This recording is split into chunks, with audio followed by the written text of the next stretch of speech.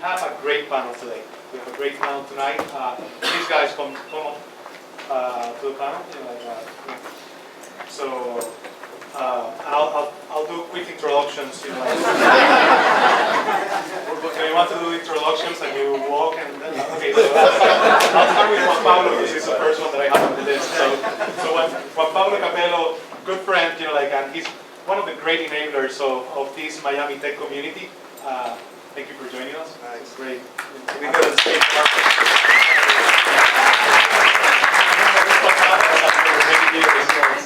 So Juan Pablo is one of the founders of the Lab Miami. I'm sure many of you know. He's also invested in over 25 startups, and he was one of the partners at Patagon.com, which was sold for $750 million, and now he's paying it back to this community in a big way. Last but not least, he's a lawyer by training, so he's perfect. Yes, that was perfect. I actually dropped out of law school, so yeah, more perfect. Yeah, so he's a counsel at Private Advising Group, where he's also a co-founder. I also want to welcome to the stage Richard Land. Richard is also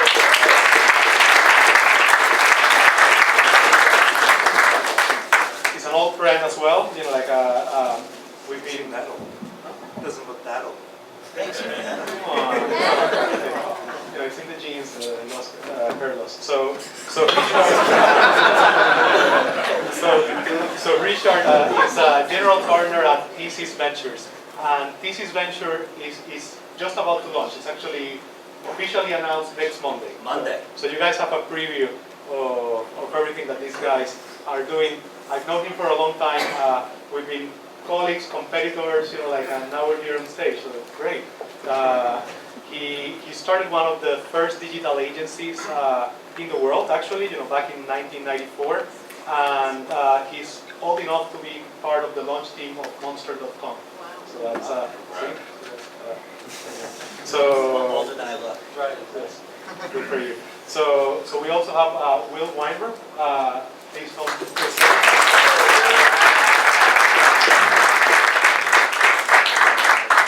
Will is the co-founder and CEO of Live Ninja, which is a great startup here in Miami.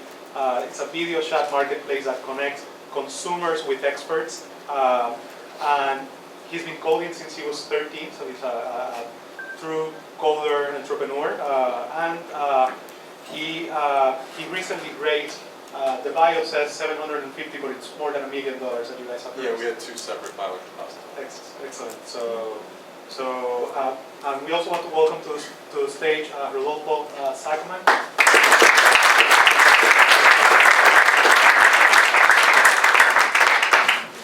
Rodolfo is the CEO of AdMobilize, and he's raised recently over $2 million for his startup. His previous startup landed him on ABC's Shark Tank in the first season, so we expect to see great things from you.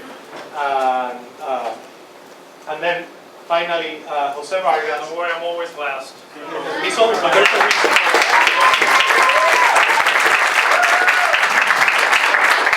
Jose has had 7 exits in his journey as an entrepreneur. He's now an investor. Many of us in the stage are in that crossroad between investor and entrepreneur. And this morning, they announced that they raised $2 million for one of their new projects, healthcare.com. Great domain, by the way.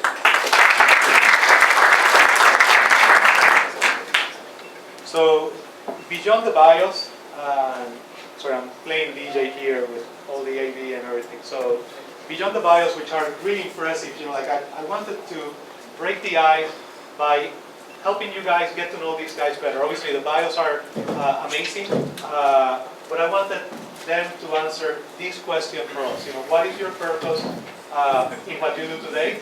Sorry guys. If you can read backwards, you can look at the glass. I never sold insurance, so I can't read upside down. Okay. So what is your purpose in what you do today, and what positive impact you hope to have in Miami's startup community?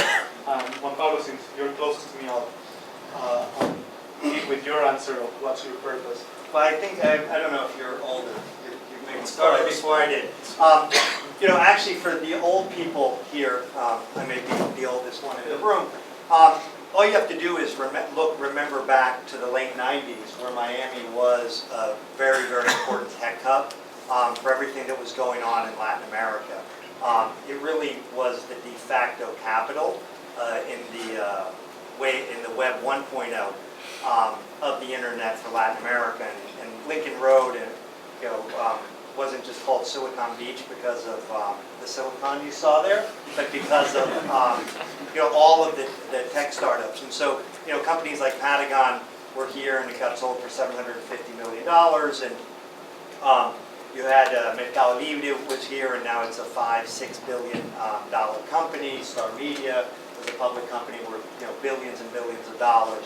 And so for me, I always remembered that as just a very magical time where there was a huge amount of excitement. The reality is with the Web 2.0, Miami for me got caught flat-footed, and really a lot of those companies that would have otherwise come to Miami ended up going to Sao Paulo.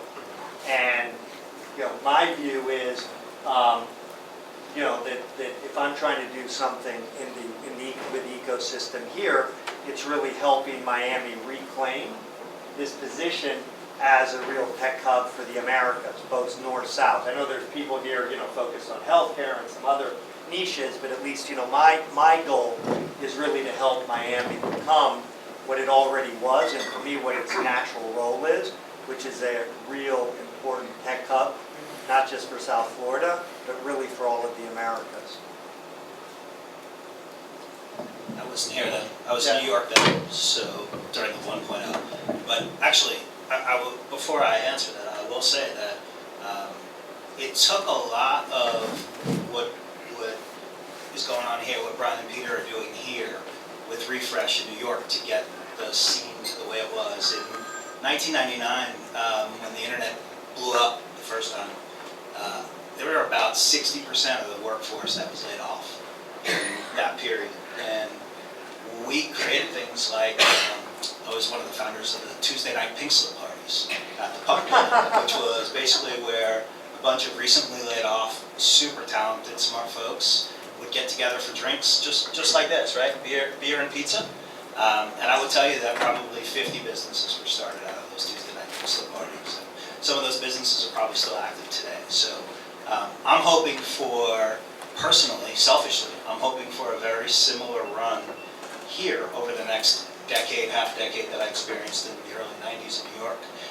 It was magical. It was an amazing time watching community just become something that it wasn't prior. And I'm looking forward to that. My personal purpose is to up the batting average of startups. I think that it's hard to be successful as an entrepreneur, and it's hard to be successful in a startup. So my partners and I, and look at four of us here today and another one that couldn't be present, but our goal is to do everything we can to help startups win. And our focus and what keeps us up at night is that a 220 batting average kind of sucks. So we want to try to double that.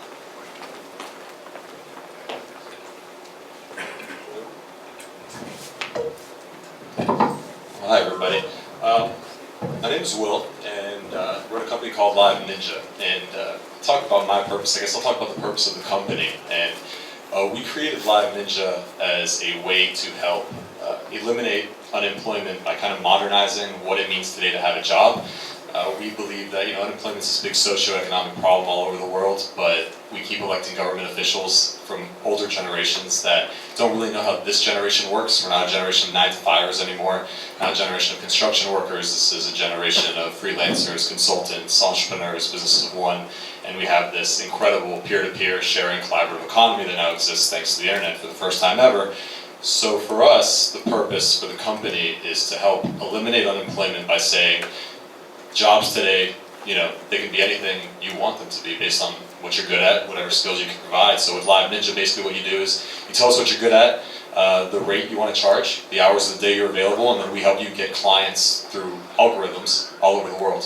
And that could be doctors, lawyers, therapists, or you could just give fantasy football advice, or give fashion advice, or you're good at math, help someone with their calculus homework, and stuff like that. I mean, you can learn, Chinese from, someone directly from China. It's a platform that kind of keeps people honest by allowing them to do what they love and allow them to make money. So that's the purpose of the company and what I'm focused on right now professionally. And what hope for the Miami startup community. I mean, I'm going through the shit just like a bunch of y'all right now. I'm in the middle of it. We just raised another round of funding.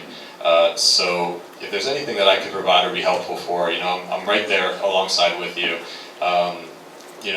Since we've gone through a couple rounds of fundings, I could definitely give you guys advice on that, what it's like to recruit and retain a team and take a startup from just kind of like an idea into an actual company. So now we have a nice 2,000 square foot office space in the middle of Wynwood that everybody is welcome for. When I say that, I really, really mean it. We have Waffle Wednesdays every Wednesday at 9 a.m. So if you guys like waffles, please come by. It's a different kind of waffle. It's like those chocolate chip. I mean, last week was red velvet. It was like red velvet with strawberries on top. Okay. The week before was Nutella and cookie butter. All right. So no, we don't play around. This is like a real deal. So there's what I want to provide to the Miami community.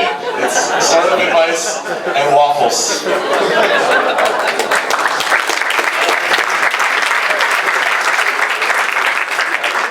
That's exciting. I'm in. So I wanted to say that I'm very excited to be here, and maybe some of you saw me back there watching. I was just observing people and thinking what's inside of some of your heads. I'm sure some of you guys and ladies here want to be entrepreneurs, but you're scared. You don't know where to go, or you're entrepreneurs and you're struggling. So, and we elaborate here, and a lot of us has a lot of war stories.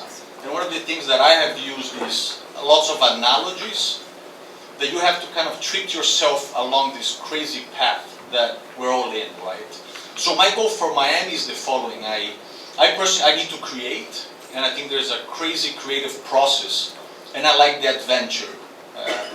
I think you need that. Now I think Miami, as Miami, it's a startup on itself. And I think a few years back, Miami had that flair and it died. But everything that we're doing, I think Brian and Peter from Refresh, they kind of started that startup. So it's kind of all up to us to see where we're going to point it. And these organized events, and again, I'm also hiring. I mean, we just raised this $2.2 million, and we'll share the stories together. But I'm also, thank you. Yeah, I mean, I won't go into the details, but for Miami, what I want is for those that want to create and change their lives in the world and the city, for us to have an ecosystem that is so exciting, and with those opportunities that you can achieve that. So that's kind of my dream. Again, I have some guys on my board that are in Palo Alto, and I agree with Brian. We don't want to be Palo Alto. We are something very different, and we offer a lot of other things that Palo Alto doesn't. So it's kind of, let's create our own kind of startup, which is Miami as a startup. Yeah.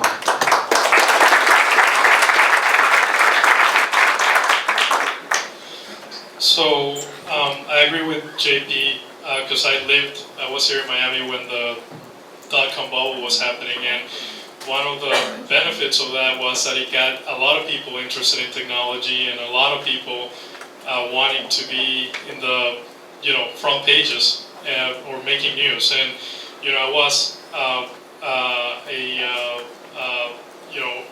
dreaming of building my company. I didn't know really what I wanted to do, but I was looking at the magazines and saying, wow, I want to be part of that. So I think that bubble was actually pretty good. I mean, nobody really enjoyed what happened afterwards, but it got a lot of people attention into internet, and that you could do it, and that's actually my purpose. My purpose is what I love to do, which is think of ideas and actually make them reality. And that's what I do every day. And what I want those ideas is to create positive impact. Creating jobs here in Miami and showing people every day that it's it can be done here or anywhere really. back in February, we sold a company that started here in Miami to a Silicon Valley publicly traded company. And well, it was a bit bad for us because the people in Miami got moved to San Francisco. So, but it was a good opportunity for them. So it can be done here in Miami, and I think that if every day we wake up and do a little more and more things will be happening for the community and any entrepreneurs ourselves.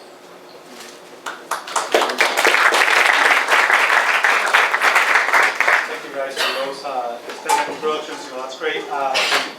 Before we get started with some of the top questions, I have to apologize because these questions are somewhat tough. We're first going to go high, and talk about the 30,000 feet view, of where we are. And I wanted to start with this quote. This is back 2006. Paul Graham. I sent this to you guys, the email. So back then, Paul Graham was saying, for a startup hub to thrive, you needed two things: rich people and nerds. And he went on to say about Miami that Miami is full of rich people, but has very few nerds. And it's not the kind of place that nerds like.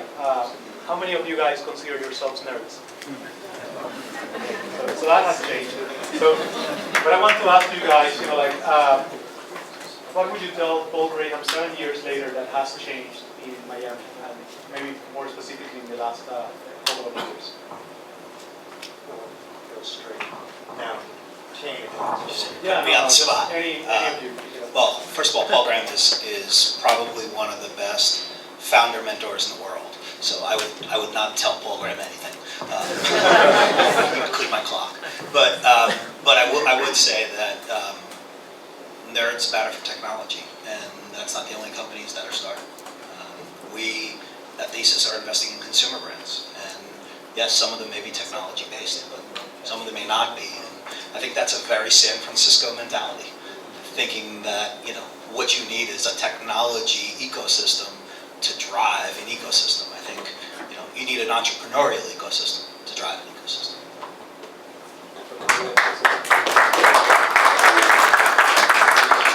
Well, it's not the kind of place nerds like. I mean, I beg to differ.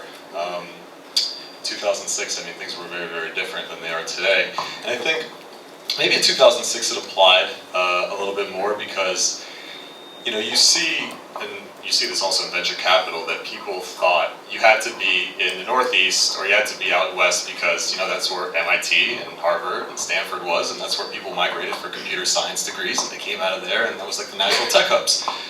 We have 6 people on our development team, not one has a computer science degree. They're all self-taught.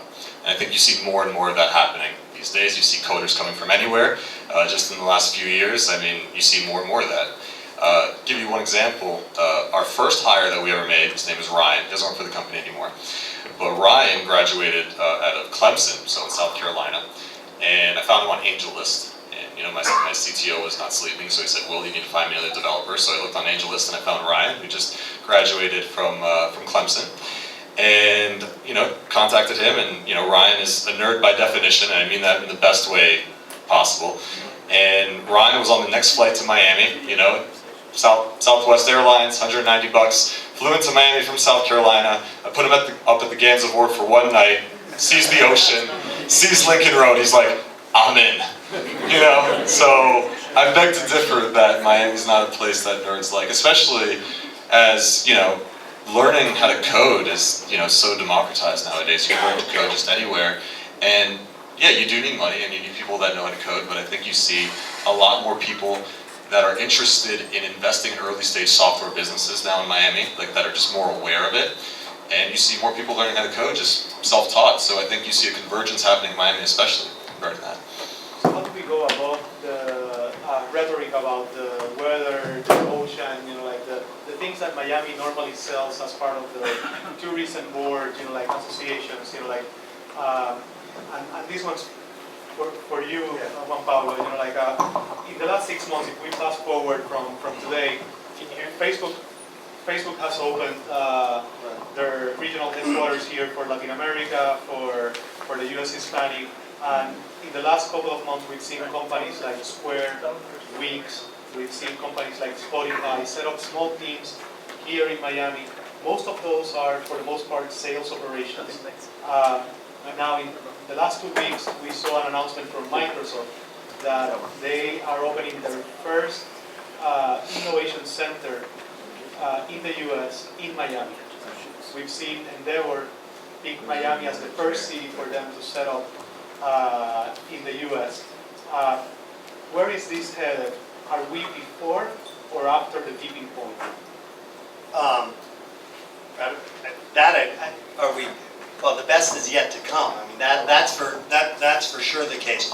You know what I'd say is, looking at Y Combinator, or when you think about the way the ecosystem played out in 2006, you really had Silicon Valley, and then you had Boston as sort of a tech hub, maybe with nanotech or biotech, and that was sort of it. And really what's happened since 2006 and really since 2008, which for me is very exciting, is New York has really become a major tech hub, with fintech and things around advertising, etc. You have Boulder, which has become very well known for clean tech and other things, and Austin, leveraging sort of South by Southwest design, etc. And so, literally today you have cities that have become really interesting entrepreneurial ecosystems that weren't 5-6 years ago. And I think my view is Miami ultimately needs to be known for something. Other than for drug dealing, prostitution, and partying. No, but in this space, Miami needs to be known for, again, either as a gateway to Latin America or healthcare or some niche where when people think about Miami, it's something other than the typical stereotypes, worried about are there enough nerds here or not, and that my view is, I think the Venture Hive, for instance, which is a local accelerator that just gives grants to support companies, they're focused on 5 verticals. And my view is, probably those are likely to be one of those 5 or 2 of those 5, the verticals that really succeed. And so my view is, these companies sort of setting up shop, it's really one of these things where, there's something interesting going on, and the next step is for something relevant to happen, and then for something important to start happening. And this little interest that we see in terms of sales offices, etc., for me just is a sign that Miami's become interesting. And now the question is, how does it become relevant? And for me, it's really focusing on a few verticals that we have a natural competitive advantage in. I wanted to add something, Carlos. I wonder what Paul Graham would have said about Las Vegas in 2006. It's a great place to live. Because I see a lot of parallels between Miami and Vegas. Zap was started there, and they created the tech hub or the tech city. Now, Vegas is getting more and more tech companies coming, relocating from LA or the high taxes of California. So who would have thought Vegas, aside from the high rollers and the strip clubs or whatever, what would he have said? So I think, Miami is that way. I think we need a few winners to show people that there is opportunity, and then the rest will fall into place. And I think that there's, to that point, I think winners is an incredibly important factor in that sentence, because what it provides is capital. And when you see an area like a Bend, Oregon, or a Chattanooga, Tennessee, or a Nashville, Tennessee, that are really tier 4 markets that are experiencing huge growth, usually you can point to a single or 2 liquidities that took place over a period of time, and those entrepreneurs are giving back to the community. So having the big exits take place in Miami will be a really helpful first step. So that's actually something like .co, which got to here at 10 million a couple of months ago. Open English. Use $1 billion. Yeah, well, that's true too. So that segues to the next question, which is, what is your bet that Miami will be most relevant at? You mentioned .co. Obviously, they had a direct relationship with the government of Colombia. Logistically, it made sense for them to be close. So travel, whatever that is, close, like Juan Diego grew up here, wasn't born here, but grew up here. You mentioned Open English, like again, the nexus to Latin America. Is that our play? Is that our... Well, I think it might be the easier play, which we're thinking now. Just think of the money and the wealth that it's in Miami. Most of that money is Latin money. Latin American money that was not really made in tech companies. Mostly it's consumer products, it's real estate, right? But they're smart and they have a lot of cash parked here. They used to joke like every time Chavez, the ex-president of Venezuela, sneezed, the price of real estate in Miami went up. So that money is here. Now, it would make sense from where we stand that the businesses that we're building here, they have that quick connection to Latin America. But the verticals, people say, there's a lot of older folks in Florida that might be healthcare or tourism. I think that niche, we don't know, and it might be dictated by what companies, like Open English raised a whole bunch, over $115 million, right? .co just got sold. We need a couple of those other stories that started maybe companies that started 2-3 years ago, that maybe 2 years from now, they have a huge hit. So we know that they were nascent very recently, and within 2-3 years it closed. And we get 2 or 3 of those stories, it will change the perception. And one of the things talking about Vegas, Tony Hsieh, the CEO of Zappos, probably you guys have heard of this. He talks a lot about collisions per square footage per capita, right? So he's building the entire tech hub in Las Vegas, which is basically, imagine how many collisions we've had here tonight talking about startups, tech, coding, but we only find it at a few events. Some people go to Panther Coffee, but how many collisions are you really having? Now you go to Palo Alto or even within the MIT campus, every conversation pretty much that you hear is around, and I think it's fitting that we're having this at the Science Museum, because startups is all about experimentation. Great choice, by the way, but I think we need more of those environments. I think some of the incubators, which probably will elaborate, is a huge step into the right direction for us, but we need more of it, more of these events, more of these communications. Yeah, just to kind of piggyback off that, I agree. I mean, we were in Vegas at called Collision Conference, so it's not the name. Downtown Vegas looks a lot like Wynwood. I mean, it's really, really similar. And I think that's kind of an exciting thing about Miami is that just in the last, I would say maybe 18 months, I mean, Miami's a sprawled out city, right? You need a car here, you got to drive, there's different pockets. You got Brickell, you got Coral Gables, you got, there's Aventura, downtown Miami, Wynwood, Midtown, etc. So you can't get those collisions. You can't get, walking down to a coffee shop and you bump into somebody that could be your next hire or a potential investor. You do get that in certain pockets of New York and Boulder and Austin and San Francisco.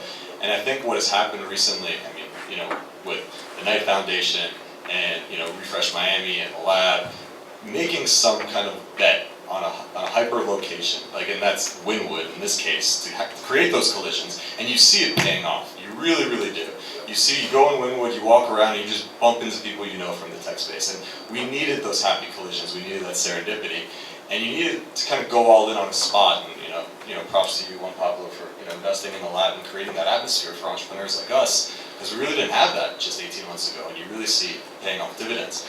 And just to also piggyback off what you said about, Richard, about entrepreneurs having exits and becoming investors and fueling the next wave of startups. Just in our case, Jose Brasco, who's one of the founding members of .co, just had an exit and he became an investor right into Live Ninja. So there's proof into the pudding right there. So you need more success stories like that. Yeah. And I think there are more than we're giving you credit for. I mean, Modernizing Medicine is a $100 million market cap company. The company in Davie that just sold for $250 million that does the artificial knee replacements. I mean, that's new money that's here in the Tri-County area that's available to be reinvested. Where else are they going to put it? In a 2% CD? So you're talking about pay it forward, and that is something that is a very authentic feeling for anyone that has been through the journey of building a company, selling a company, knowing that so many people help you along the way, some of them in a very selfless way. And here in the panel, we see a lot of people that have gone through the entrepreneurial journey, have had the success, continue to have the urge to start companies, but at the same time, they become investors. in some ways to live vicariously through other entrepreneurs that are doing things at an earlier stage, but also to pay it forward. How do you guys see that accelerating in Miami? Because it's moving sort of slow, right? We're talking about a few examples, a few exits. How do we accelerate that? Well, I mean, I think that there's a lot of people that have been involved in creating kind of like community involvement for investments. JP and his group, the lab. You see more and more news popping out. Every week, or some local startup, got some type of round. So I think it's generating speed. It's definitely getting momentum, and I think that's because of all the effort that local players are investing into that process.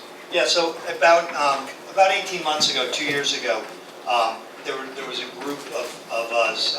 We weren't really big thinkers. We were all sort of just doers, and we sort of saw that there was great things like Refresh, etc., but things seemed a little bit siloed, and we had the good fortune to sort of share this vision with Matt Hagman at the Knight Foundation, and Matt really decided he wanted to support certain initiatives. So for us at least, we really thought about 4 very, very specific things we wanted to do to help accelerate the ecosystem. One, we sort of felt going to this issue that Miami, as a city without a natural center, needed at least a playhouse, needed a place where people could go and hang out. And I for Latin America, I was tired of every time a tech entrepreneur would come from Latin America, he'd ask me where to go, and I'd have to set up 20 meetings for him. So we put together the Lab Miami, a co-working space in Wynwood, to sort of have a physical place. Then we thought that it's one thing to focus on the early stage, but it was also important to focus on the sort of growth stage, that there were companies here that maybe had $1 million, $2 million of revenues, and they didn't believe they could scale in Miami. They believed they had to leave Miami. So we helped bring Endeavor. The Knight Foundation very generously gave Endeavor a $2 million grant to come to Miami. Endeavor is an organization globally that helps entrepreneurs scale. So go from 2 million to 20 million to 100 million of revenues. Thirdly, we thought that Miami needed an active angel group, so we put together this group, Accelerated Growth Partners. I apologize, it's a stupid name, but it's been a great organization.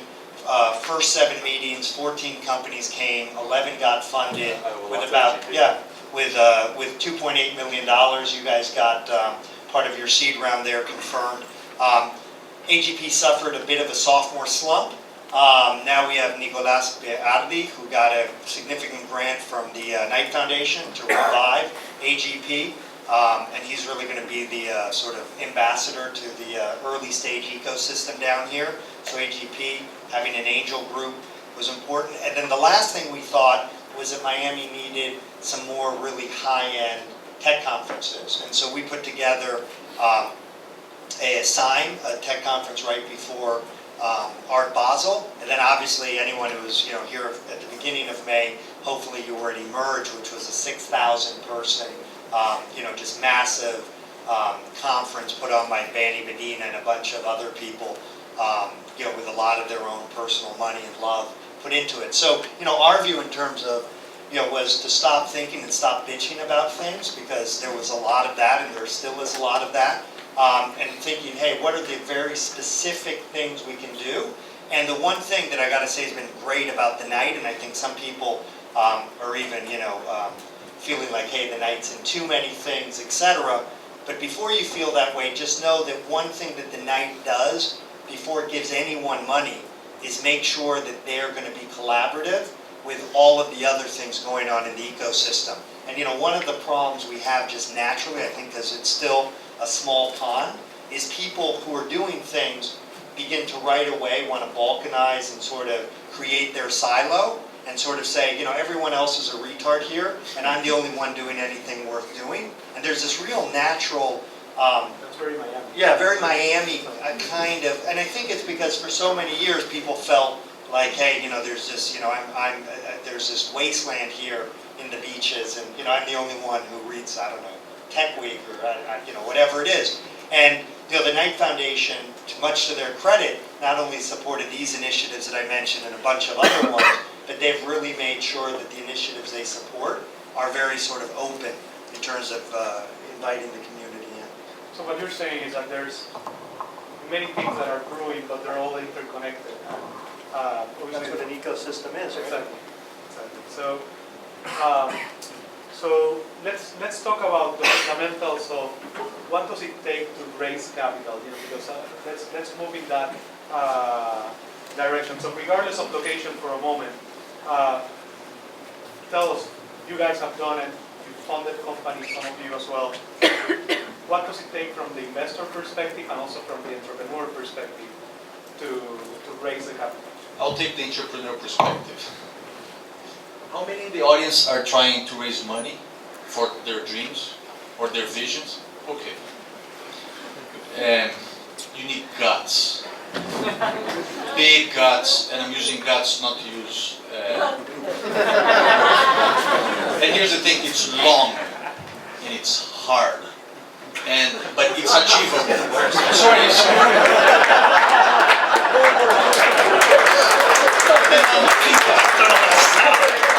I did not mean that. My face is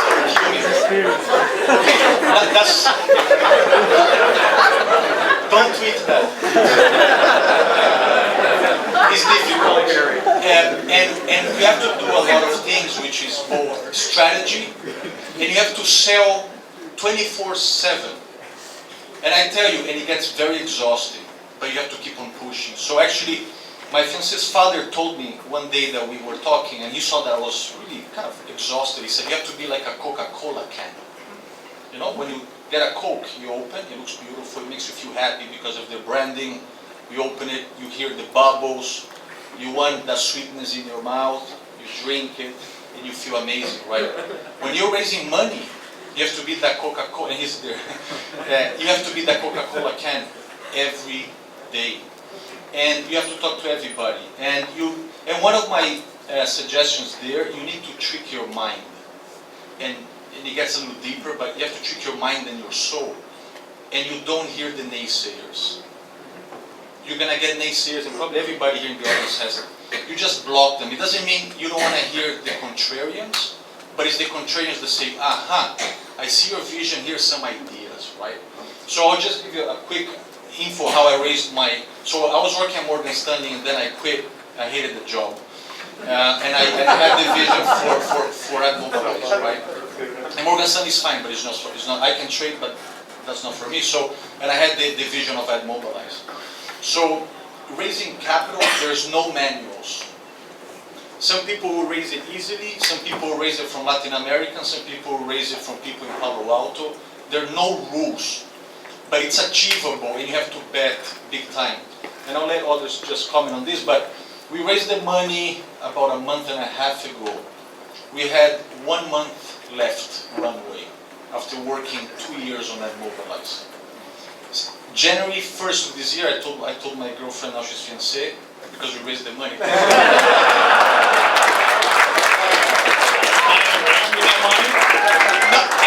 bought a ring with the money? No, I didn't. Yeah, she's wearing a 50 carat. No, so I told her, I said, look, the next few months is going to be really hard. So you have to do things in your mind, and symbols can help a lot, right? So I woke up every morning for those few months until we raised the money. At 7, I would jog 10 minutes, I would shoot hoops for about 40 minutes and then I'll jog back. But every hoop that I made, even the ones that I missed, I didn't focus on those, right? I would say, okay, the money's coming in, the money's coming in. Do that too? Yes. Yeah. And you have to do that, right? So you need symbols to help you through the process. But I can go on and on, but... This was so passionate that I feel compelled to be a lawyer.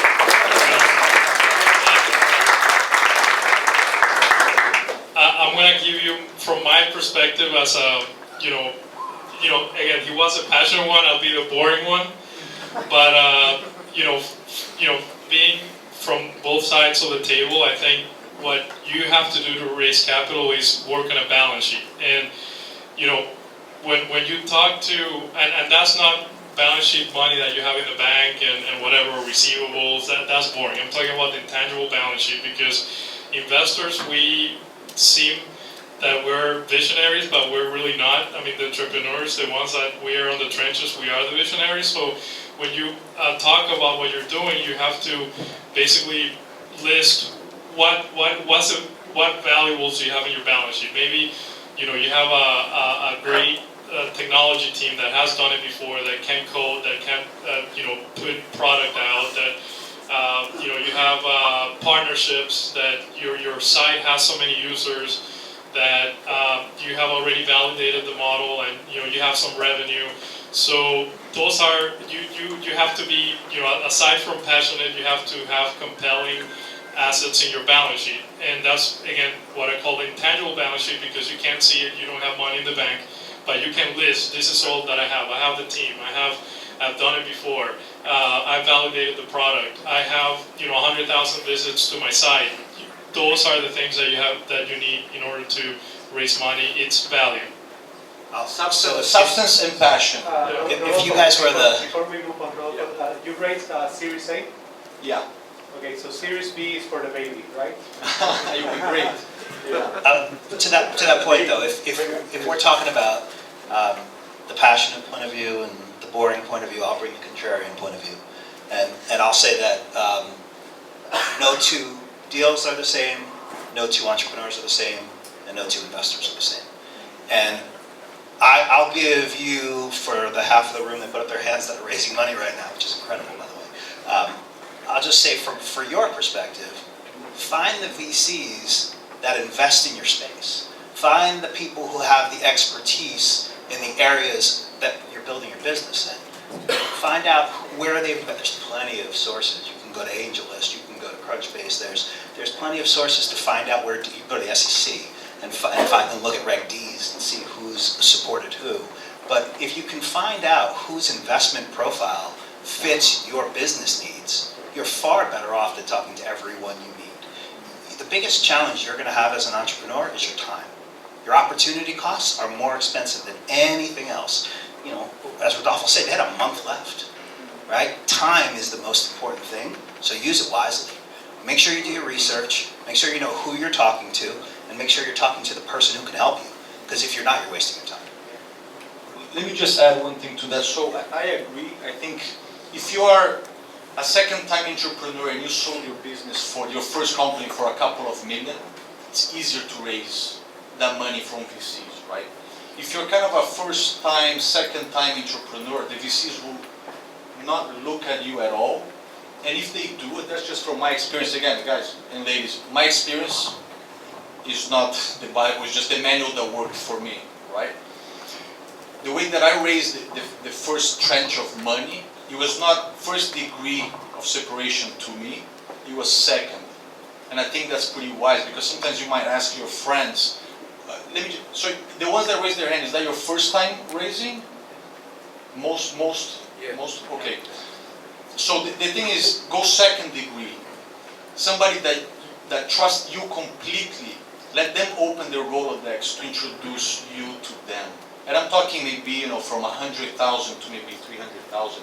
Richard's point is, if you're bigger and you're raising a Series A and B, that's the path, because you want a very focused approach. But in that trench before, man, you have to hustle. I think the playbook in terms of raising money has really changed in the last couple of years. One stat is there's last year there was 25% less venture investing than there was the year before, and this year we're probably down another 15-20%. So I mean the money is. Is that because the companies need less money? Well, I'm going to talk a bit. So there was when Facebook was pre-IPO and Twitter, and the Web 2.0 was very fashionable. Definitely, the needle was on the side of the entrepreneur, etc. You saw a lot of terms, convertible notes that are very sort of entrepreneur friendly, etc. And now I think very clearly the needle's back on the side of the investor, etc.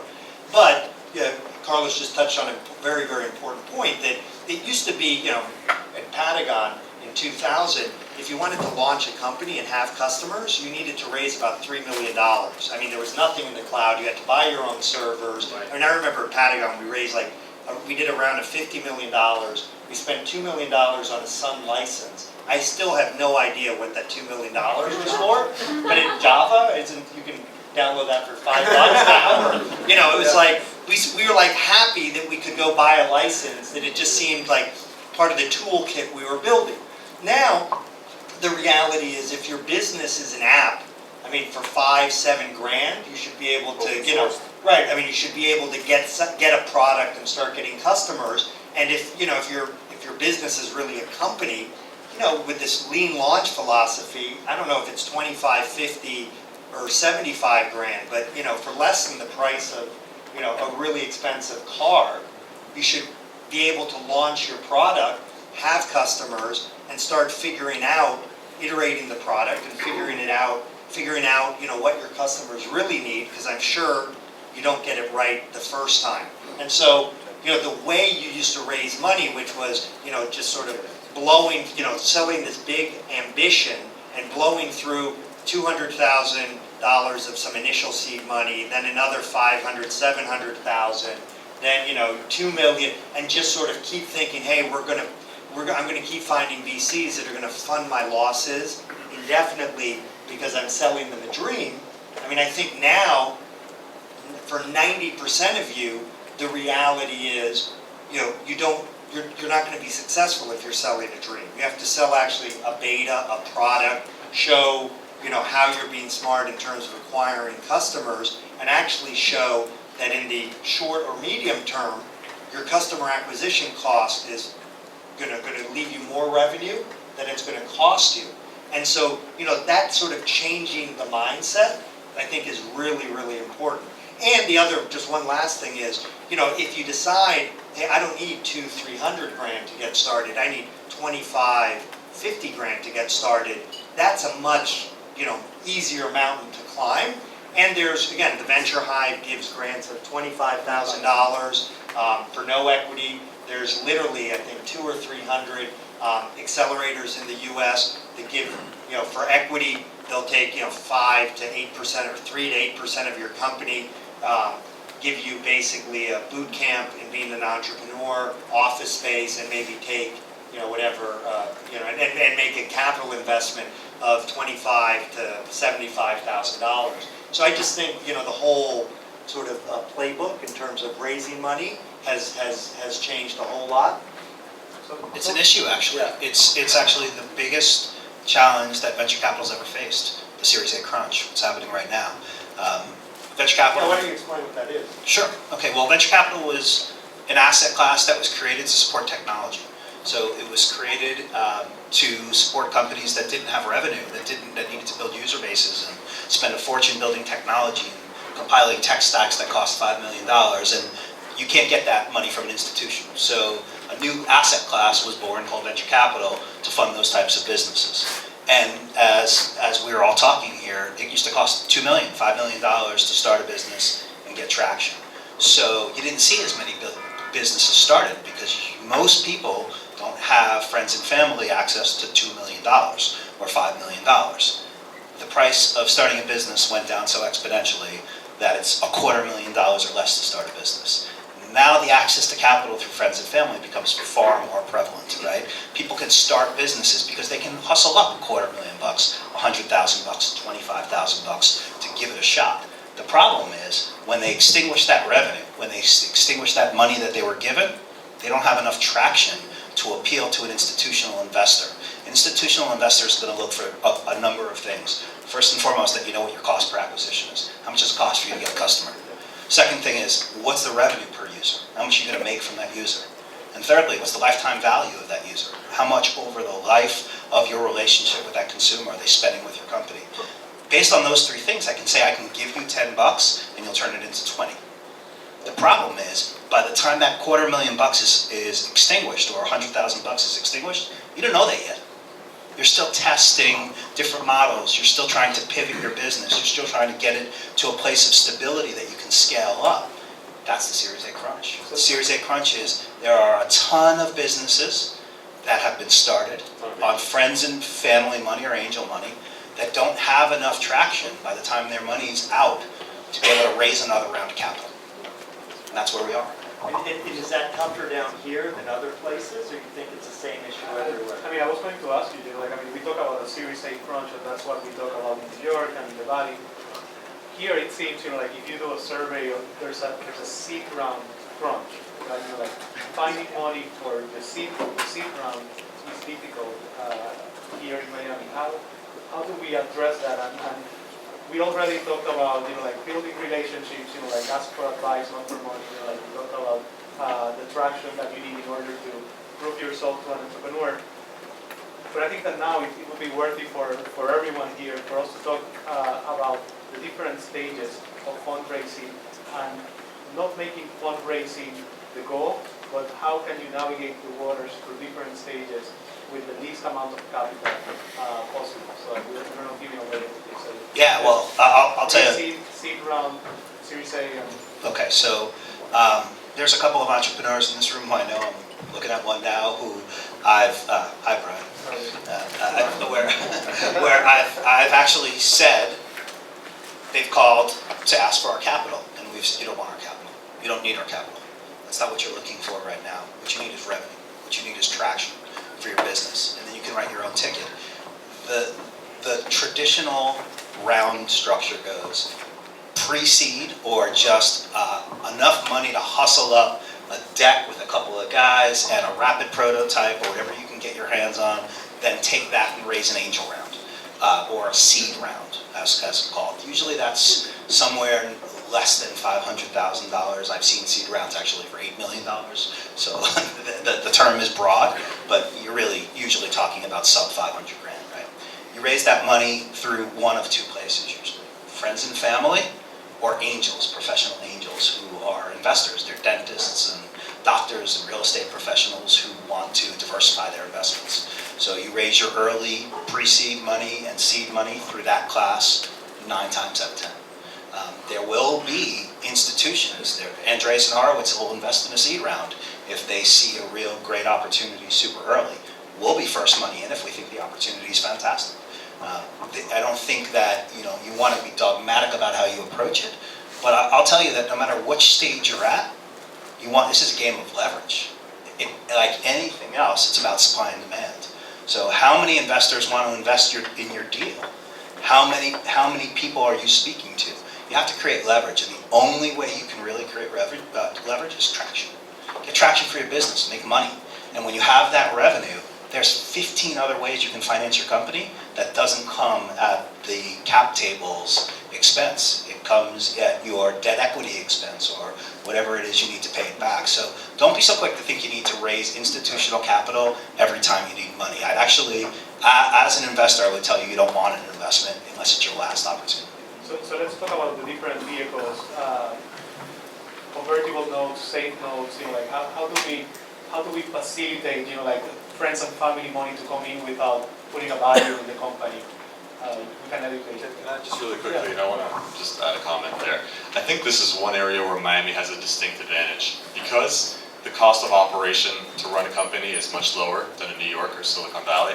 You can get a little bit creative with your financings, and there's a lot of semantics that go along with financing. There's pre-seed and seed and post-A, pre-A, you know what I mean? There's all this crap, and I mean, when I was raising our last round of funding, one investor said, so what is this? Is this an A round? Is this a is this a post-seed, or what is this? I go, we're just raising money. You know what I mean? We need money and we're raising money, And with Miami, like we've talked with institutional VCs, like big name VCs from New York, Boston, Silicon Valley. We're now an 11-person company. When I tell them our burn rate, our monthly burn rate for 11-person company, they fall out of their chair because they say, if you were in Silicon Valley or New York, it would be 5x. Easy. So for us, I mean, we raised the seed round, all right? And then we raised, I guess if you want to put a semantic on it, you call it a bridge round. I wouldn't call it an A round, but we raised additional money. We needed a bridge to get to the next level. And most of our investors that invested in the first round re-upped because they believed in what we were doing and they were there to support the journey. And this is where Miami has a really distinct advantage because you can run out of capital real quick when your burn rate is really, really high. And you know, I know companies at my stage that are at 250K burn rates a month at 10 people, and we're a fraction of that. And because of that, burn rate and being able to be lean, you can raise money creatively. And I think that's something that you always got to keep in mind. And just to answer this question, what does it take for a startup to raise capital? And Rodolfo, you hit on this. It really takes passion, because you have to hear 49 no's for every single yes. And one piece of advice, you're either raising money or you're not. Don't be half in, okay? My mother, she throws out these old Yiddish terms. She likes to say, you can't be half pregnant. And it's true, you can't be half fundraising. You're either fundraising or you're not. And it's a full-time job. It's not something, you're gonna build a business and then you're gonna talk to an investor here and no. It's a full-time job raising money. And newsflash, people don't like parting with their money. This is like, first, second, third round calls, meetings, pitch decks. This is hard. You got to go on the road show sometimes. I mean, I lived at airports for 2 months, just raising money. And how does that affect your business? That's a great question. I was fortunate because I had 2 co-founders. My 2 co-founders, I would consider them the technical side of the company, and I focus more on the biz dev side. And I was fortunate to say, guys, you keep building product, and I'll go raise money. And I think you have to be very mindful of that. You don't want to be raising money when the business is stagnant. You want to just, raising money is 4 to 6 months, at least. I mean, you can be lucky, but you're going out there, and this is a long, long process. And you're gonna, before the first yes, I mean, the first yes is the hardest. I mean, you're gonna get a lot of no's, and then, hopefully momentum takes you the rest of the way. But really, I mean it. People are telling you that your business sucks every single day, and you have to be ready to hear that. No, you didn't. But again, you really have to have thick skin, and you have to dedicate time to it. I mean, be really methodical about the process. For me, have an Excel sheet of every single investor I pitched. First follow-up, second follow-up, third follow-up. You got to be organized. Treat it and be respectful of the process that it is. And remember, these are people that you're going to have a fiduciary responsibility for. Everybody thinks raising money, there's a scene in the Social Network, the movie, right? They raised $500,000 from Peter Thiel and they're popping champagne. It's not like that. It's the most anticlimactic thing you'll ever go through. Literally, your face hits the freaking keyboard and you're like, thank God, my business can live another day. It's very anticlimactic and it's exhausting. So don't think the party starts when you raise money. The party doesn't start. The clock starts ticking. So be mindful of that and know, if I'm going to raise money, you're setting yourself on a process where you're going to have to raise more money, and it's a cycle, and be very mindful that's going to be a huge part of your job as a founder and CEO, and you have to have that passion.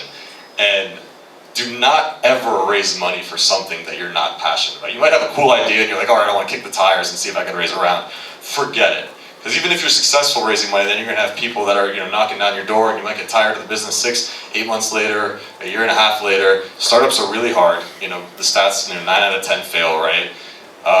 You have to get up every single day, and you have to believe that what you're building is something of value to the world, and most days suck, and you really, really have to be able to go through that and just know that what you're building is something really that you believe in, and you have to be able to convince, Rodolfo had a month left of runway, right? And he has to sit across a table and just pitch it he's about to take over the world. He can't just say, I'm running out of money, I'm fucked. He can't say that. Right? And one thing is, you mentioned thick skin, right? Yeah. I have you need regenerative skin. So at the end of the night, you shed it and you go back at it. I think that's pretty powerful. And one of the things is, be true to yourself and to what you believe your vision of your company is. So I turned money down last year from a group. The valuation was so lousy that I said, you know what, I'm not doing it. My company, I believe the vision of what we're about to do, and you guys can research more on that, Mobilize. I think today is more about just entrepreneurship. I believe in it. Can be $1 billion business, so you're not going to give me a really lousy valuation because you have that investor had, and it makes sense, right? You want the best deal as an investor. I might do the same thing. I won't when I start investing more, but don't sell out. I don't think good investors want the best deal. I think good investors want to be in the best deals, and that's very, very different philosophy, and I mean it sincerely. I think if you're a good investor and you have an opportunity, the nickel and diming of that negotiation is not going to change your return to your investor as much as making good investment decisions. The biggest challenge is getting in the best deals as an investor. Let's talk about the psychology. To your point, like let's talk about the psychology of on the other We're side. just going to take our gloves off, man. Just about to go on. It's exciting. I box a lot, so it will be fun. No, I'm good, man. I'm ready. So what happens when you tell an investor no? Like, I mean, you've experienced it. How does that turn around in the positive? So I don't like to close any doors, right? Because life is long.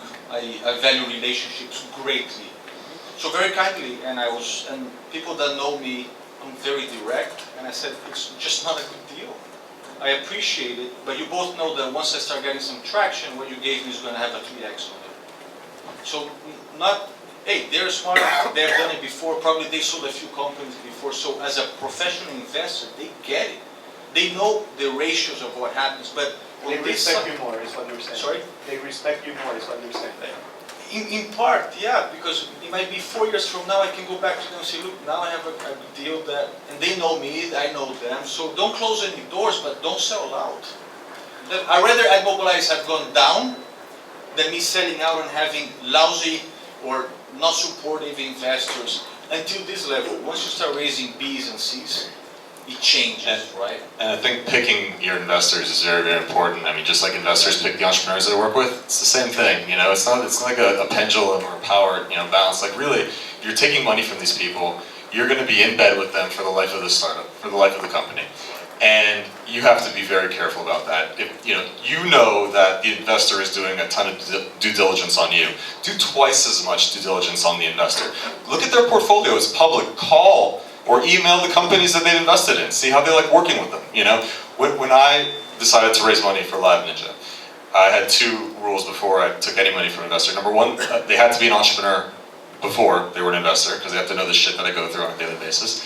And number two, they had to be somebody that I felt like I can grab a beer with at the end of the day and just say everything that's wrong with my business. Because really, the investors that add value are really the ones that help you out of the mud. They're not the ones that are just celebrating when you close a huge deal or that kind of stuff and sit on the sidelines. They're the ones that literally came to the office and helped you get out of the shit and literally were working with you on a daily basis to get you over the hump.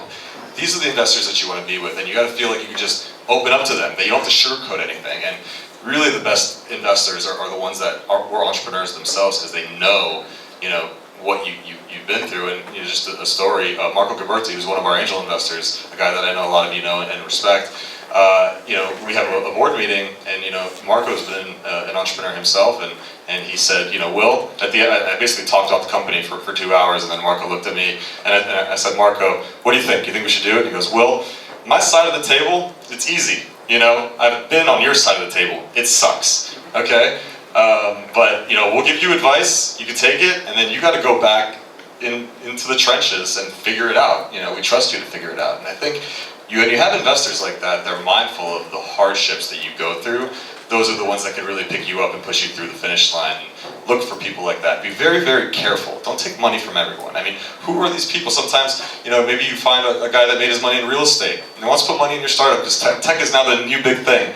People that made their money in real estate, they're used to buying homes, waterfront properties, fixing them up and liquidating in 6 months. What if they want to do the same in your business? You got to make sure that you're aligned with the right people. I mean, very, very important. I've seen businesses go down because the investors put the entrepreneur in a corner, they get nervous, and they have to make tough decisions at the wrong time. So be, very, very, very, very mindful of that. And I think that probably, turning down money, it's something that when you do it, it's tough because you need the money, but you really feel at the end of the day that you made the right decision. Because the investors that you join, I mean, I'd rather take a $5,000 check from a value-add investor than a $100,000 check from an investor that I know is going to be just tough to deal with later on and not going to have any value. So be very, very careful with the partners that you pick, and don't ever feel like you're being pressured into a deal. And one other really, just really valuable advice, at least for me, find an awesome freaking lawyer. like an awesome lawyer that you can go to with all these freaking contracts, because it's all going to be over your head. Convertible notes, cap notes, straight equity rounds, common stock, preferred stock. Just get a lawyer that you can just, trust and help guide you through the process. Very, very important. And it was very valuable for me. I agree on the lawyer. My respect there, Mark Thompson. Presenting. Thank you. So let's bring it back to Miami, right? I mean, all of this is amazing advice, and I think that everyone is learning a lot from each of you. The other day, Juan Diego Calle was talking to a group at the lab, and he just has his second exit, as many of you know, $109 million. I'm paraphrasing here, but he was talking about the Valley and how, Valley, New York, crazy things get funded. And here in Miami, it's tougher to raise capital. He made a comment that, if I understood correctly, he was pointing to the potential of higher success ratio out of the startups that get funded here in Miami, because it is so hard. We're not funding pie in the sky. We're funding companies that have traction, like Juan Pablo said. We're funding companies that show real potential. Do you believe in that? Do you believe that Miami is going to ultimately prove to have more substance from the startups that are funded, as opposed to what we see, the ratios that we see in the Valley? Yeah, I'd like to believe that. I think Miami's at a very exciting stage as far as being a tech ecosystem. I think it still feels very, one for all for one mentality. I very much feel like, Rodolfo just raised a $2.2 million round. I mean, a rising tide lifts all ships in this case. And I feel like there's a benefit to being at that stage where we are, kind of a pre-Austin, pre-Boulder, and way pre, San Francisco and New York. I mean, that's a really competitive, cutthroat ecosystem. People hate each other there.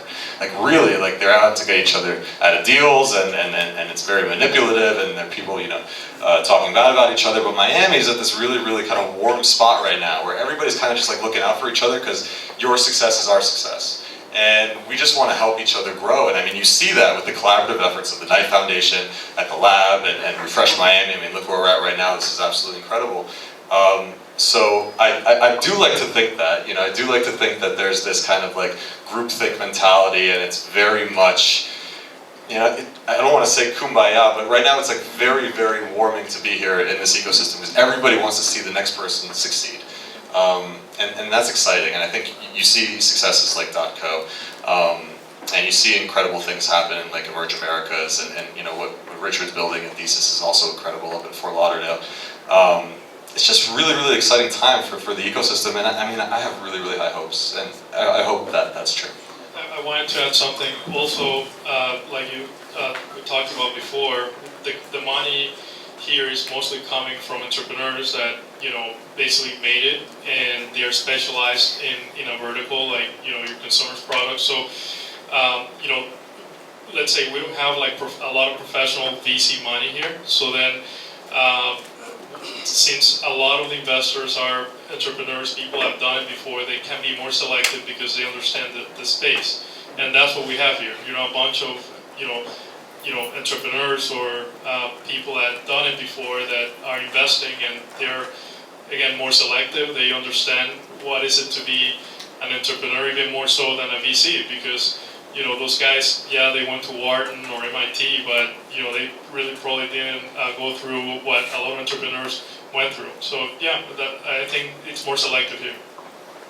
How many people here are technologists? Designers? Marketers, sales folks? How many are operators? How many are management talent, high-end management bench?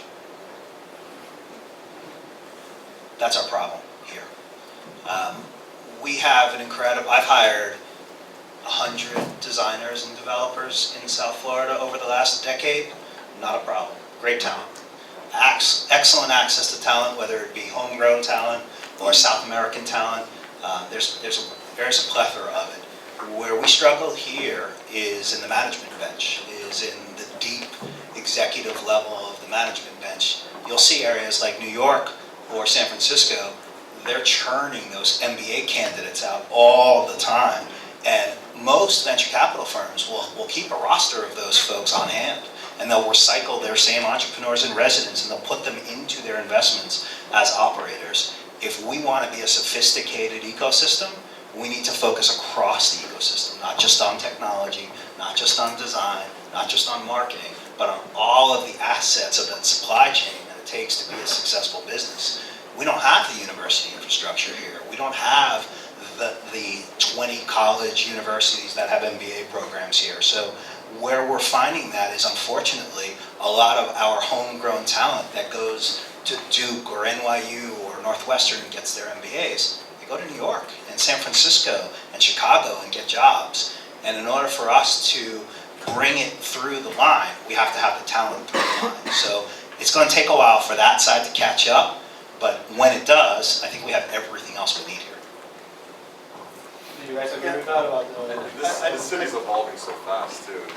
Yeah, I'd make one observation going back to your question about, or Juanita's comment regarding, potentially the sustainability, the longer sustainability of startups. I mean, the amazing thing about the ecosystem in Silicon Valley is how based on failure it is. The Kauffman Foundation did a study, I think it was released 2 years ago, that basically pointed out that if you, that 3% of VC funds in Silicon Valley represent like 90% of the industry's return.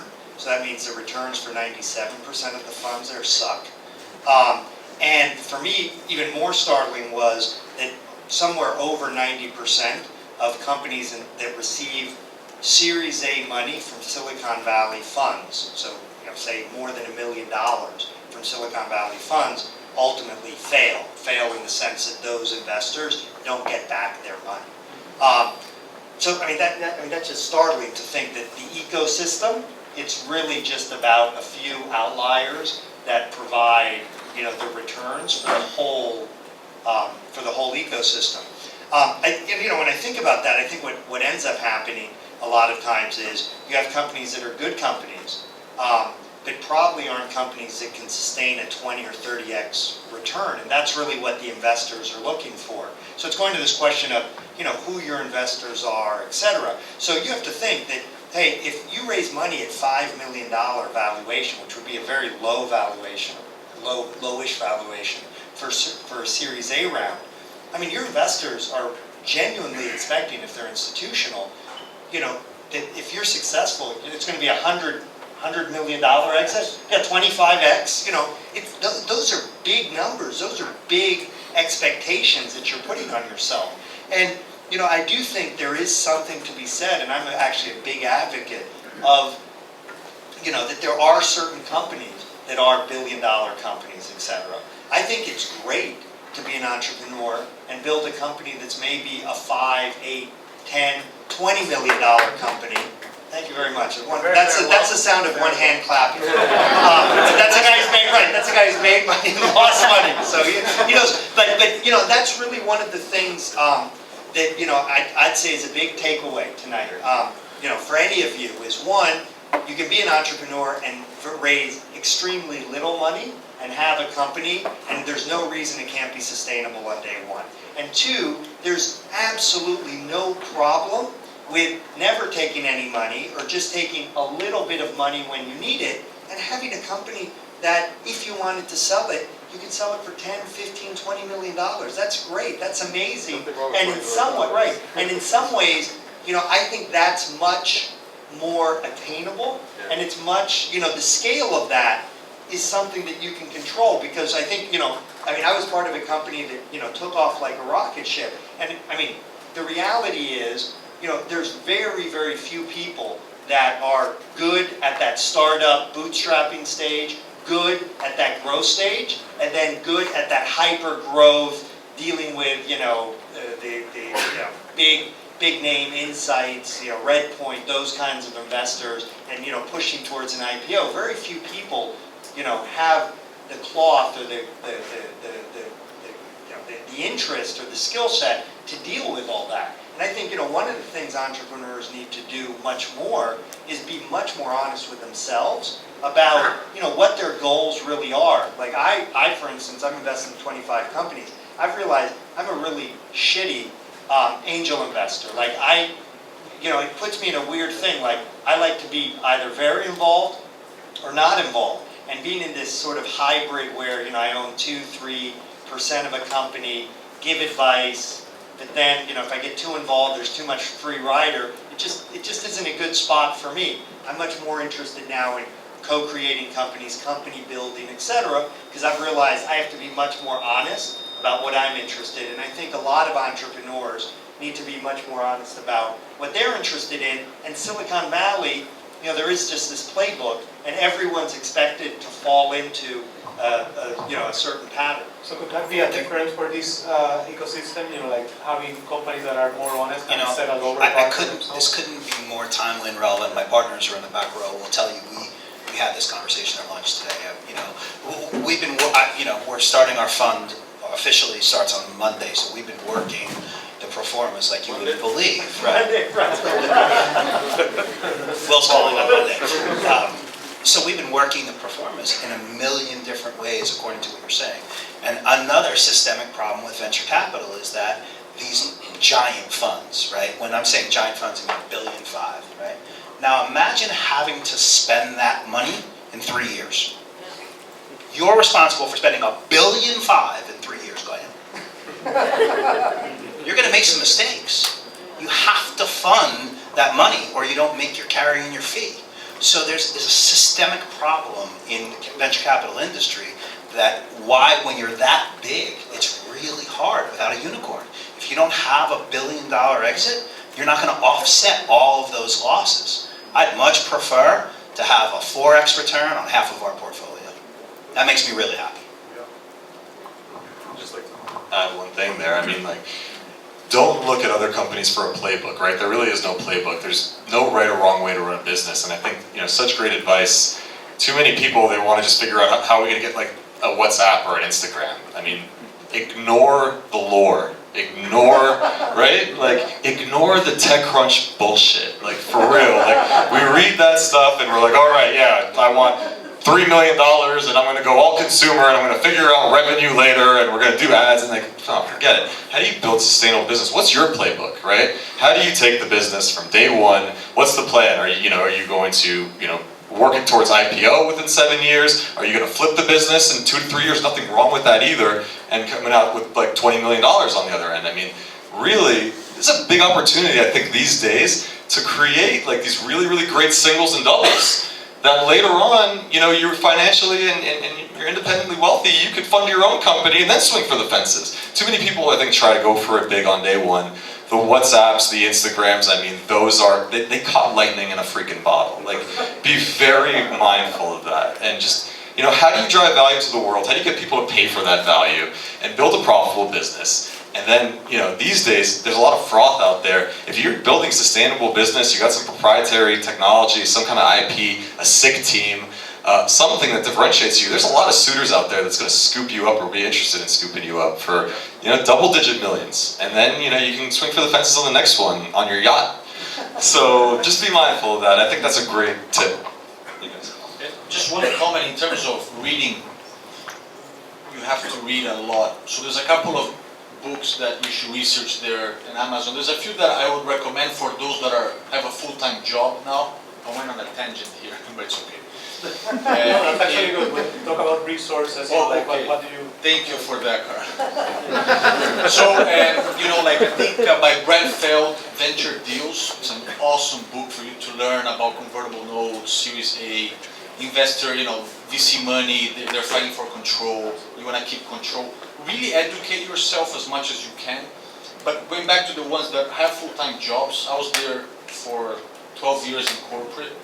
I was an entrepreneur, but read a book, probably already read it, by Tim Ferriss, 4-Hour Work Week. Mm-hmm. It's an incredible book. You can work remotely for your company a few days a week. They don't know what you're doing. He has techniques in there that the days that you're not at work, your productivity is unbelievable, right? And then when you're at work, your productivity is lousy. So they're like, wow, this guy works better at home than so there's many things, but educate and read a lot. It's a hard move, but you have to start somewhere. I think everybody here, the guys who have sold their companies for big millions, have invested, for the ones that are building it, you know, you have to start somewhere. It's really hard. Just don't think of the path. It's day by day. But a step today, you're moving forward. A step tomorrow, you're moving forward. And then everybody that we're building our companies to create this value proposition, we do it every day. And we were saying it's hard. Yeah, it's hard. So if you're really passionate and you can kind of get a great team together, which is, you know, the question of, do you want a co-founder or not? Do you want great mentors? Yeah, alone, it's impossible. You can be the sole founder, but you need somebody who has done it before to be with you there night and day. Alone is too hard. Or even your social environment, your significant others, your family, that help, or amazing friends. I have a few here too today. So you need that.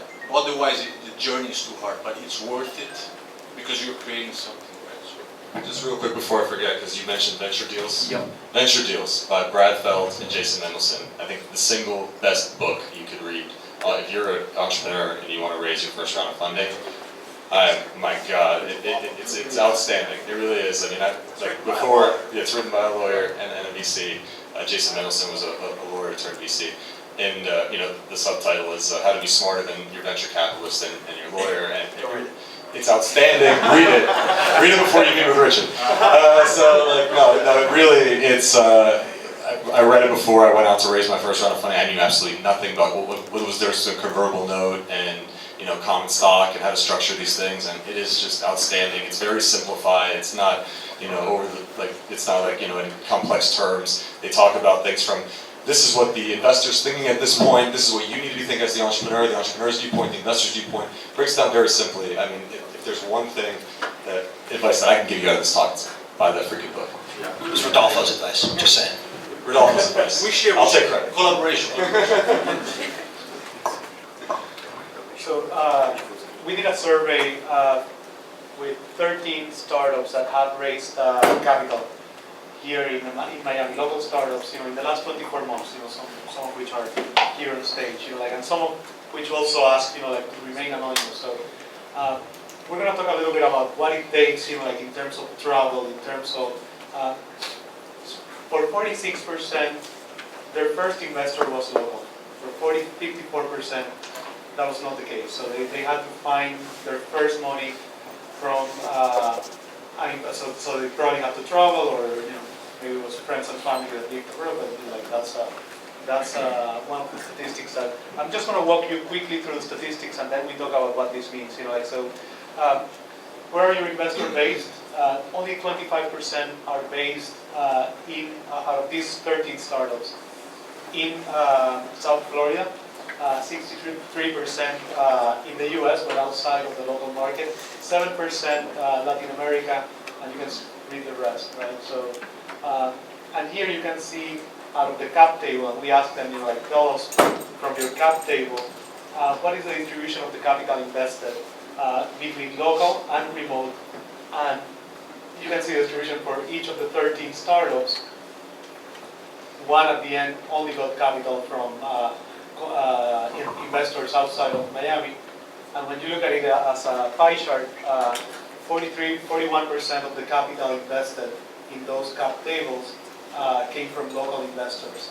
So it seems that you cannot just do it here. It seems that you need to travel to get fundraising done. Is that the case for you guys? You know, like for the companies that you have invested in as well?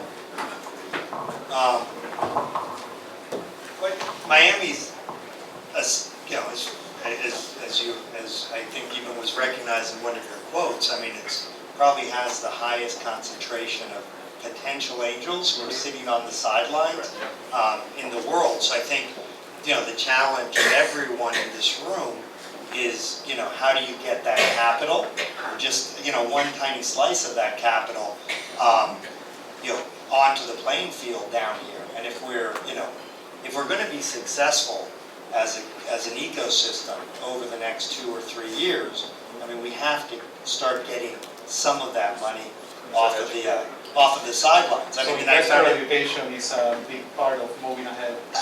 Yeah, I think education, but in, just a very, in a broad sense. Yeah. You know, you need a place to invest, right? So you need a fund to invest it in, and we don't have many of them here. So the more we have funds here, this is not a pitch for thesis, although if there are any limited partners. It's a good pitch, it's a good pitch. It's a good pitch. Yeah, look, the limited partners don't usually come from angel money, they don't usually come from private wealth. They can, if it's really large private equity, usually it's fund of funds or institutional funding or endowment funds.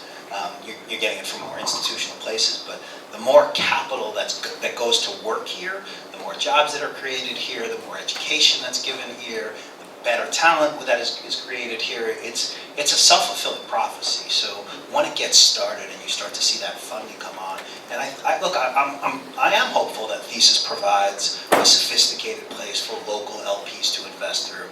I'm hopeful that they're doing that through your investment vehicle, and the more investment vehicles that are created here that are sophisticated, that are producing 22% IRR or 28% IRR, that's where the funding's going to go. That's where people are going to put their money when they show the traction and you show the wins. I think it's also exciting because you got this kind of new wave of VCs that are location agnostic. And I think you had a lot of investors before, they said you have to be in New York, you have to be in Boston, you have to be in San Francisco. I mean, we met with a lot of these folks that said that, and these were people kind of, I mean, you can't blame them, right? I mean, they made their living in an era where it was like Stanford and MIT and Harvard and that was where all of the, the talent was. Yeah. Not Harvard. Harvard. I was not accepted to Harvard. So yeah, I mean, you see those people, and they were ingrained to think, yeah, you had to be here to be successful. And you see guys, and new wave VCs and angels, like a guy like Dave McClure, he's investing all over the world. I mean, he travels all over the world to find deals because he believes startups are everywhere. I know Brad Feld and Jason Mendelson with the Foundry, they share that belief, and a few other big name venture capitalists that you've heard of. But that's the fact. These days, startups can be built anywhere. I mean, it's not a lot of money to start a company these days. Everything's in the cloud, and cost of development and overhead is lower than ever before. And people realize it. I mean, you look at a company like Dwala, it was like in Iowa, they're in the middle of the cornfields. So really, you can start a company, a successful company anywhere.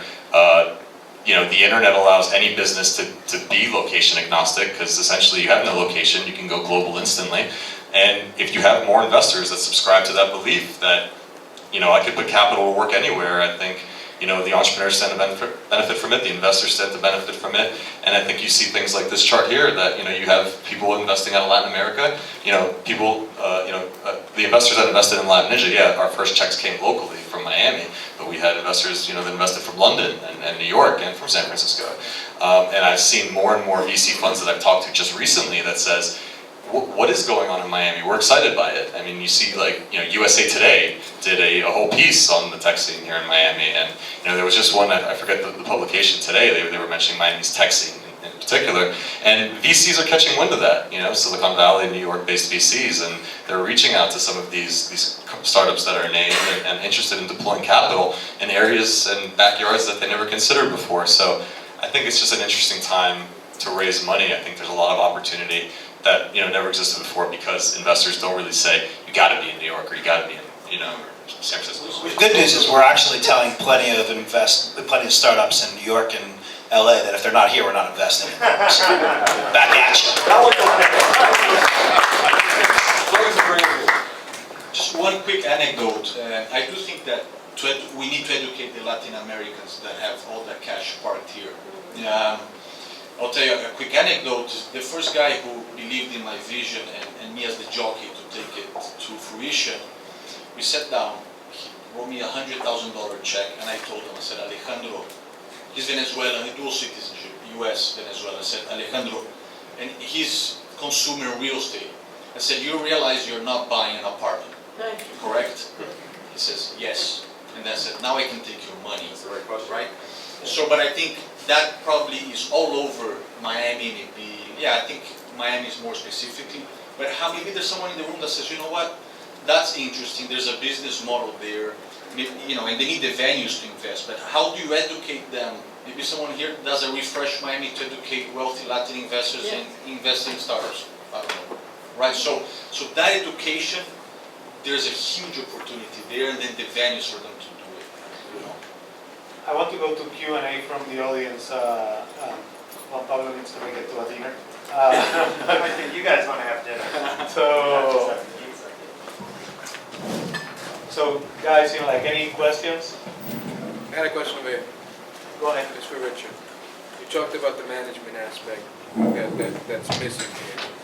What, as a startup, first-time startup guy, should I be looking at? What book should I be reading in order to, I guess, compensate for that until I'm able to hire an MBA?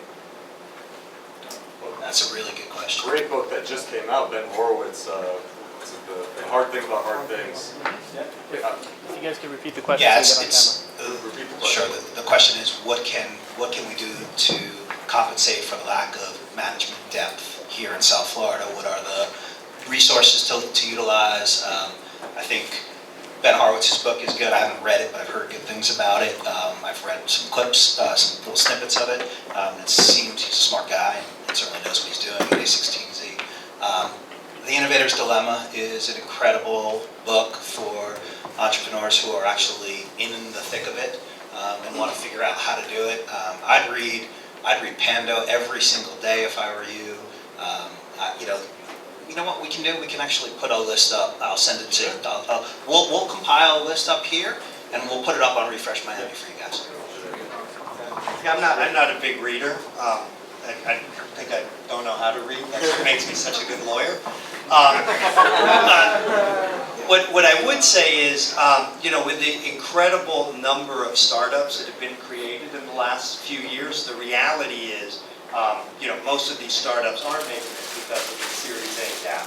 And, one of the things you said, what should we do until we can, sort of hire the right person? The reality is, you probably can't hire the right person, but there may be an entrepreneur that's a great entrepreneur who just picked the wrong company, actually raised some money, learned a ton in the last couple of years, and company just wasn't able to scale fast enough, wasn't able to raise money, no fault of his or her own, and they got a taste of what they want to do, and maybe what they're interested in is partnering with you.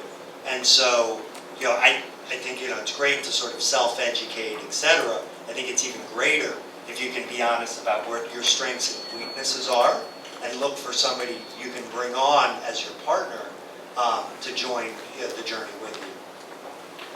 There's also an incredible amount, and these guys have spoken about the warmth of the ecosystem down here, and there are definitely a number of fantastic mentors from South Miami all the way up to North Palm Beach. There are and by the way, can I just have a quick little aside about that? Just be the Fort Lauderdale guy for a sec. So it takes like an hour to drive from San Francisco to Silicon Valley when there's no traffic. It takes like 3 hours when there's traffic.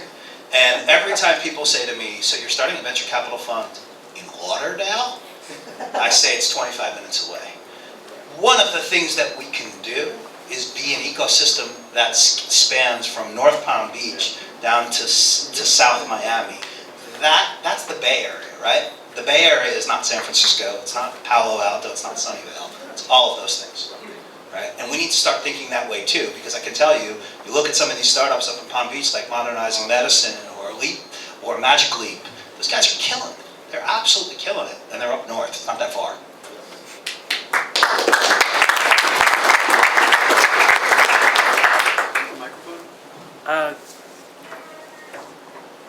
Just because you have remote people. Well, they were going to repeat the question. It's actually a little bit more. I want to hear more comments on what you think makes South Florida different from Silicon Valley and New York. Not just that we're down here and it never snows and all that. And to put in a little bit of a plug that might answer some of the questions that you were grappling with earlier, I have a website up. It's bitcoinoftheamericas.com. It's just a bullet point list of South Florida superlatives. And there's a lot of stuff going on down here that people even from here are not aware of. And so I'm just curious to hear what your observations are about what sets this place apart. And anybody who's interested in my take on that can go to bitcoinoftheamericas.com. It's just a bullet point list of why this is the center of the universe.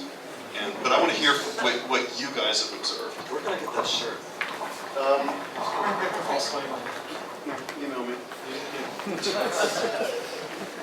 That's when you know you've made it. Someone in the audience pitches themselves. I'm going to answer it. I'm going to answer it in a different way than you asked it, but it's the best way that I can answer it. But I'm not avoiding your question. And I'm gonna actually quote one of my partners in the back of the room who said, when I was thinking about moving to Silicon Valley or Austin last year to start thesis there, he said, "What the fuck do you want to go somewhere else and join a wave when you can create one?" And I think that's an incredible statement. It made me really reconsider and really rethink about how I wanted to move forward. It helps that my wife and kids fucking love it here. But at the end of the day, we're about to do something fantastic. That's what's special about here. They already did it there. We're gonna do it here. We're about to do it in the next 3 to 5 years. We're gonna go on an incredible run. That's why you should stay. Yeah, it was really fun.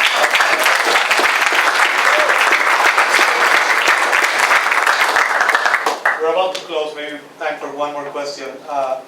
My grandfather used to say, "I'd rather be the head of a mouse than the tail of a lion." And I think that is what is happening here in Miami. We can all be the heads of the mouse, right? Like, not the tail of the lion. So you don't have to go to the West Coast to be someone's tail, right? There's an entrepreneur, it's actually here in the audience, I don't know if he wants to let me paraphrase his words, but he gave me probably the best answer to why Miami. And I'm going to paraphrase it. He actually is not from Miami, he moved from Seattle to Miami. He said, "Because we have families here, because we should not have to move in order to be successful, Miami will thrive because we are here." And I think that's what it is. We don't have to sell the weather, like, we are here. We can make it happen. So Just win.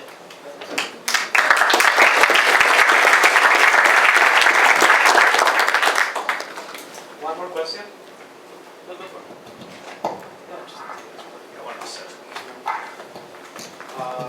What do you think about government supporting entrepreneurship, and what do you think is how we can push if that approach is the correct way to get more entrepreneurship and get a startup in Miami growing faster? So what do you think about it, and how we can push it to make success in that way? Yeah, I think there was an article this week in The Economist that basically explained how in Europe, government interventions really screwing things up. So, I mean, the problem with government intervention, and I'm from Chile, and we have a program, Startup Chile, that just pissed away millions and millions of dollars, is that they invariably are trying to pick winners. I mean, from my perspective, what the ecosystem needs down here is really straightforward. We need to get the angel investors off of the sidelines. I mean, they're here, we just got to get them off the sidelines.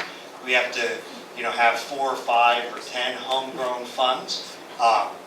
Like some that are being launched on Monday. We need to get 5 or 10 nationally recognized funds, 500 startups, etc., to put maybe an office for the Americas, etc., here, and then maybe have a few more successes. But I don't. At least my view is one of the reasons the ecosystems work pretty well up until now is we've kept government out of the mix, and my view is, if the government wants to support with, office space, etc. But it was very interesting. I mean, when Endeavor was talking about coming to Miami, I got 5 calls from people in government, none of whom were interested in anything other than lobbying that why Endeavor's office should go into like their district, their neighborhood. And it just showed to me just how, how distorted dealing with politicians can be for this ecosystem. I don't know. Yeah, If anyone has something more positive to say. I don't have anything positive to say. I will tell you that we have a 20,000 square foot building on the water on Las Olas, and we could have easily gotten government support to offset our overhead. Easily gotten government support. We have no interest in getting government support. We're paying our own overhead. And we're providing that space for our portfolio companies free of charge to work out of and grow out of and all of those things. And that is exactly what the government, what civic responsibility is to do, to create jobs and stimulate the economy. So it's the perfect opportunity for us to take a check from government. We chose very clearly not to. Just one positive that I've seen, but I agree with you guys. The only one scenario that I've seen they've done something that works is in London. There's some interesting tax advantages if you actually are an investor investing in startups. That's an interesting way, very complex to achieve. It's kind of a pie in the sky dream, but very Let's complex. get cap gains back to 20%, 15%. So, but that's one idea, but I don't think it's feasible. So I think here it's us making it happen. Let's make it happen. Well, I'd like to Thanks thank for the, everyone. no. Go ahead. No. I was going to say, I'd like to thank the panel for doing this. They are giving back, so thank you.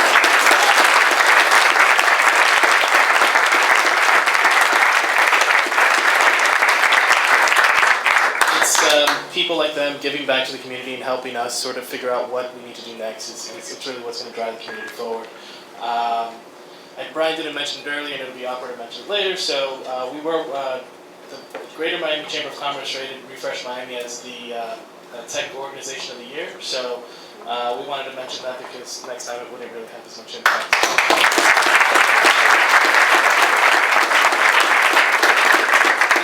Because of you guys coming to our events and supporting us, and because of the community coming to speak, it is the reason why we were able to sort of be what we are now. Like Brian mentioned earlier, we do have local tech jobs in our job board. Every local event that is related to entrepreneurship and technology is listed on our website. We have a full-time person, their only job is to scour the internet for local tech and entrepreneurial events to list on our calendar. And of course, you guys can always add your own events to our calendar. And then our newsletter that goes out once a week that basically tells you what's going on as well as our events. So that's pretty much all we got. Thank you for coming. If you wouldn't mind picking up your trash before you go, and thanks again for everybody. I want to thank Carlos for being an incredible moderator. Come on.